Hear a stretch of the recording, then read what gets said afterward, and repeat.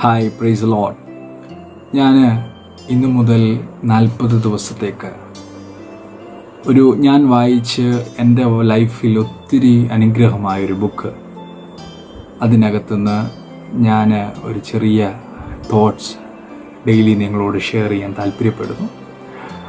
എത്ര പേർക്ക് താല്പര്യമുള്ളവർക്ക് എൻ്റെ കൂടെ ചേരാം. നമുക്ക് ഒരുമിച്ച് വായിച്ച് മുന്നോട്ട് പോകാം.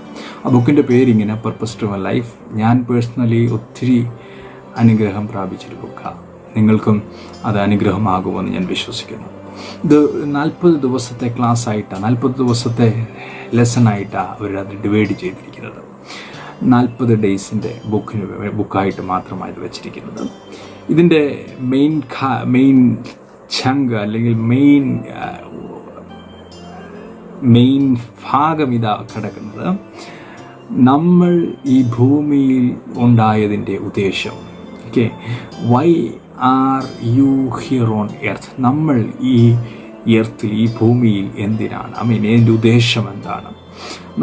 പലപ്പോഴും നമ്മൾ ചിന്തിക്കാറുണ്ട്, നമ്മൾ ഈ ഭൂമിയിൽ ജീവിക്കുന്നതിൻ്റെ ഉദ്ദേശം നമ്മൾ ഹാപ്പി ആയിട്ട് ജീവിക്കാനാണ്, അല്ലെങ്കിൽ നമ്മൾക്ക് കുറച്ച് മണി അല്ലെങ്കിൽ ക്യാഷ് ഏൺ ചെയ്ത് വളരെ റിച്ചായി ജീവിക്കാനാണ്, അല്ലെങ്കിൽ വളരെ ഇന്നത്തെ യുവാക്കളും കാര്യങ്ങളൊക്കെ പോയി ജിമ്മിനൊക്കെ പോയി ബോഡി ഫിറ്റായി ജീവിക്കാനാണ്.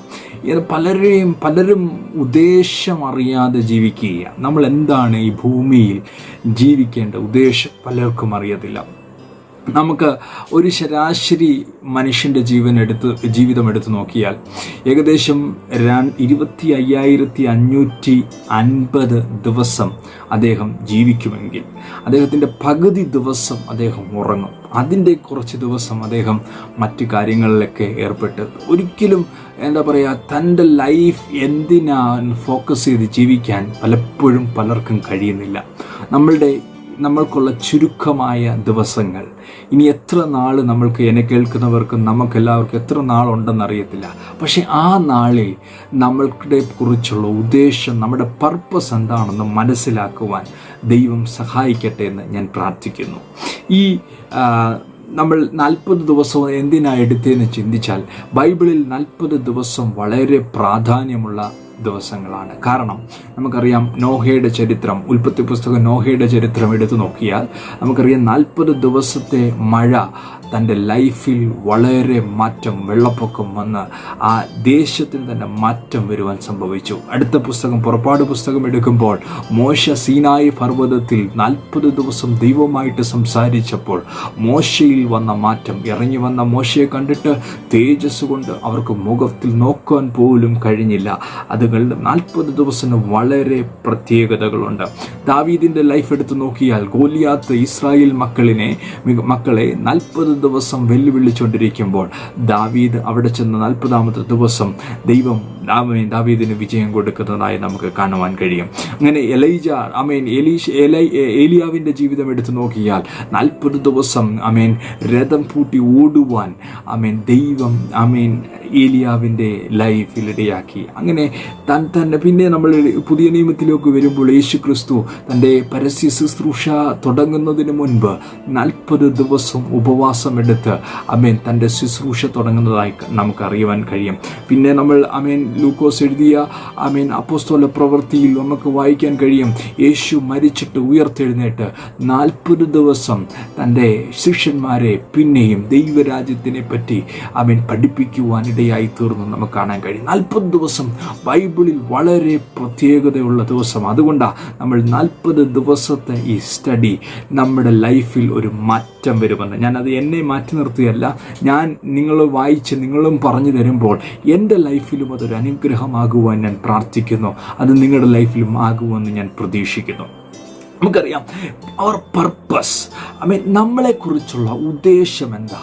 നമ്മൾ പലപ്പോഴും നമ്മളുടെ ഉദ്ദേശം നമ്മളിൽ തന്നെ ചകഞ്ഞുകൊണ്ടിരിക്കുക. എന്താണ് എന്നെ പറ്റിയുള്ള ഉദ്ദേശം? പലരും പലപ്പോഴും പറഞ്ഞു, എനിക്കറിയത്തില്ല എന്നെ പറ്റിയുള്ള ഉദ്ദേശം. എന്തോ ഡെയിലി നമ്മൾ ജീവിക്കുന്നു, ആഹാരം കഴിക്കുന്നു, എന്തൊക്കെയോ ചെയ്യുന്നു, ക്ഷീണമായി കിടന്നുറങ്ങുന്നു. ഇതാണോ എന്നെക്കുറിച്ചുള്ള ഉദ്ദേശം? ഞാൻ കറക്റ്റ് ദൈവത്തിൻ്റെ ഉദ്ദേശത്തിൽ അനുസരിച്ചാണോ ജീവിക്കുന്നത്? ഇതറിയണമെങ്കിൽ നമ്മൾ എന്ത് ചെയ്യണമെന്നറിയാമോ? നമ്മൾ ദൈവത്തിൽ നോക്കണം. എന്ന് പറഞ്ഞാൽ we have to start with God. നമ്മളിൽ നോക്കുന്ന അതിനപ്പുറമായിട്ട് എന്താ ദൈവമേ എൻ്റെ ലൈഫിൽ അങ്ങ് ആഗ്രഹിക്കുന്നത് എന്ന് ദൈവത്തോട് അന്വേഷിക്കണം. അപ്പോൾ അങ്ങനെ അന്വേഷിക്കണമെങ്കിൽ നമ്മൾ എന്താ താല്പര്യപ്പെടേണ്ടത്?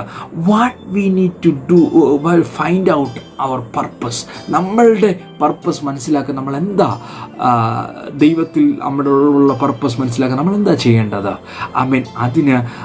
അതിന് കുറേ കാര്യങ്ങൾ നമ്മൾ ചെയ്യണം. അതിന് അർത്ഥം എന്താ? അത് ദൈവം ആഗ്രഹിക്കുന്നത് എങ്ങനെ, ആ നിലവാരത്തിൽ നമ്മൾ മനസ്സിലാക്കണം. ഓക്കെ, അതെങ്ങനെ മനസ്സിലാക്കാൻ കഴിയും? അത് പറയുന്നതിന് മുമ്പ് ഞാനൊരു കാര്യം പറയട്ടെ. ഡോക്ടർ ഹ്യൂ മൂർ ഹേഡ് എന്ന് പറഞ്ഞ മനുഷ്യൻ, ഓക്കെ, ഇദ്ദേഹം വളരെ ജ്ഞാനിയായ വ്യക്തിയാണ്. എൻ്റെ ലൈഫിനെ കുറിച്ചുള്ള അർത്ഥം മനസ്സിലാക്കുവാൻ താൻ 250 മോസ്റ്റ് ഫേമസ്, ഏറ്റവും ടോപ്പിൽ ലെവലിൽ നിൽക്കുന്ന മനുഷ്യരോട് അദ്ദേഹം ചോദിച്ചു എന്താ ലൈഫിൻ്റെ അർത്ഥമെന്ന് ചോദിച്ച് കത്തെഴുതി. അദ്ദേഹത്തിന് 250 പേർ മറുപടി അയച്ചു. ലൈഫിൻ്റെ അർത്ഥം അവർക്ക് പലർക്കും അറിയാത്തതുകൊണ്ട് വളരെ നിരുത്സാഹമായി, അല്ലെങ്കിൽ വളരെ സന്തോഷമില്ലാതെ അവർ മറുപടി അയച്ചു, ഞങ്ങൾക്ക് ലൈഫിൻ്റെ അർത്ഥം അറിയത്തില്ലെന്ന്. അത്രയും ഏറ്റവും ടോപ്പിൽ നിന്നാൽ ഒരുപക്ഷെ ലൈഫിൻ്റെ അർത്ഥം മനസ്സിലാക്കുമെന്ന് പറഞ്ഞാൽ വെറുതെയാ, അതും ചിലപ്പോൾ കഴിഞ്ഞില്ല. പലപ്പോഴും നമ്മൾ ഗസ് ചെയ്യാറുണ്ട്, എന്നെക്കുറിച്ചുള്ള ദൈവത്തിൻ്റെ ഉദ്ദേശം ഇതാ എന്ന് പലപ്പോഴും നമ്മൾ ഗസ് ചെയ്ത് സ്പെക്കുലേഷൻ ചെയ്ത് നമ്മൾ നോക്കാറുണ്ട്, ഇതായിരിക്കും എന്നുള്ള ഇച്ഛ കൊണ്ട് പോകാറുണ്ട്. പക്ഷേ അതിനപ്പുറമായിട്ട് നമ്മളെ തന്നെ ഒന്ന് മനസ്സിലാക്കണമെങ്കിൽ നമ്മളെക്കുറിച്ച് നമ്മളുടെ ദൈവം ഒരു മാനുവൽ എഴുതിയിട്ടുണ്ട്. നമുക്കറിയാം, ഞാൻ പറയട്ടെ, ഏത് ഇലക്ട്രോണിക്സ് ഐറ്റം ഉണ്ടാക്കുമ്പോൾ അതിനോട് കൂടെ തന്നെ ഒരു മാനുവൽ.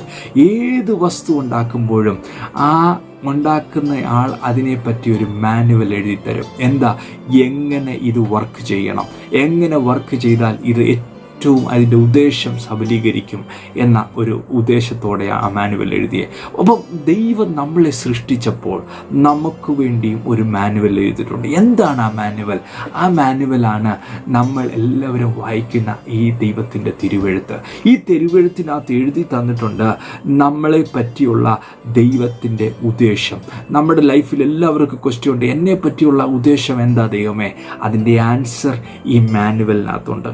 ദൈവത്തിനെ നമ്മളെക്കുറിച്ചുള്ള ഉദ്ദേശം, കാര്യം അവനാ നമ്മളെ സൃഷ്ടിച്ച ദൈവം. ഓക്കെ, അപ്പം why should we give our life to? നമ്മളെന്തിനാ നമ്മുടെ ജീവിതം ദൈവത്തിന് വേണ്ടി കൊടുക്കുന്നത്? ഓക്കെ, ദൈവമാ നമ്മളെ സൃഷ്ടിച്ചത്, അതിനൊരു ഉദ്ദേശത്തോടാണ് സൃഷ്ടിച്ചത്. അതുകൊണ്ട് ആ സൃഷ്ടിച്ചവൻ്റെ കയ്യിലേക്ക് നമ്മൾ നമ്മുടെ ലൈഫിനെ കൊടുക്കുമ്പോൾ അതിൻ്റെ ഉദ്ദേശം നിവൃത്തീകരിക്കുവാനിടയാവും തീരും. അപ്പം ഞാൻ പറയട്ടെ, without God we are not able to find answer.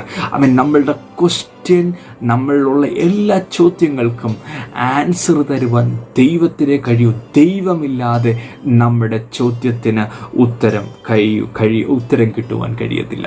ദൈവം നമ്മളെ ഈച്ച് ഡേ, എല്ലാ ദിവസവും, എല്ലാ മൊമെൻറ്റും ദൈവം നമ്മളെ നടത്തുന്നതാണ്. ദൈവം നമ്മളെ വഴി നടത്തുന്ന എല്ലാ മൊമെൻറ്റും every days and every time we use to hear God voice. ദൈവത്തിൻ്റെ ശബ്ദം കേട്ട് നമുക്ക് മുന്നേറുവാൻ കഴിയണം. അതാണ് വളരെ വലിയ കാര്യം. രണ്ടാമത്തേതായ കാര്യം, ഗോഡ് തോട്ട് അബൌട്ട് us. നമ്മളെപ്പറ്റി ചിന്തിക്കുന്ന ഒരു ദൈവം. നമ്മളുടെ മാതാപിതാക്കന്മാർ ചിന്തിക്കുന്നതിന് മുമ്പ് അതിനപ്പുറമായി നമ്മളെക്കുറിച്ച് നിരൂപിക്കുന്ന ഒരു ദൈവം.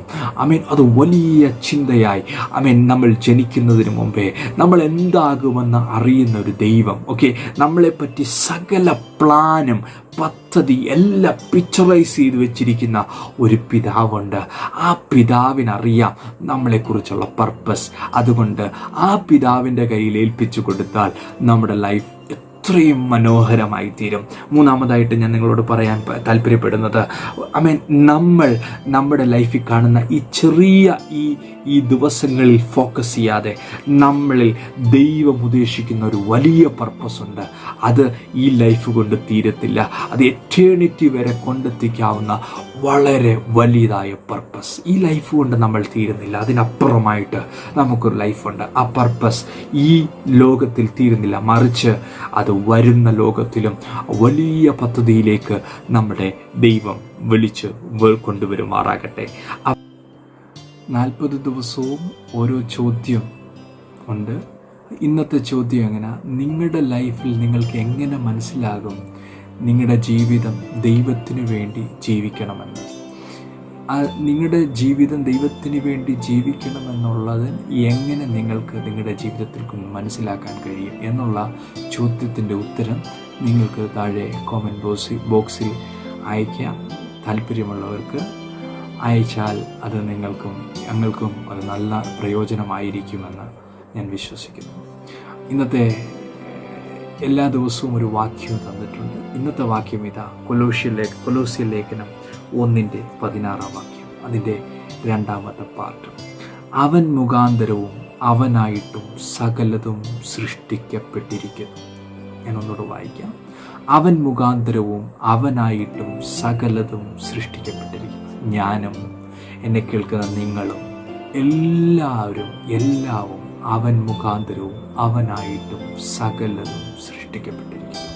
ആമേൻ. God bless you. ദൈവം നിങ്ങളെ അനുഗ്രഹിക്കുവാനാകട്ടെ.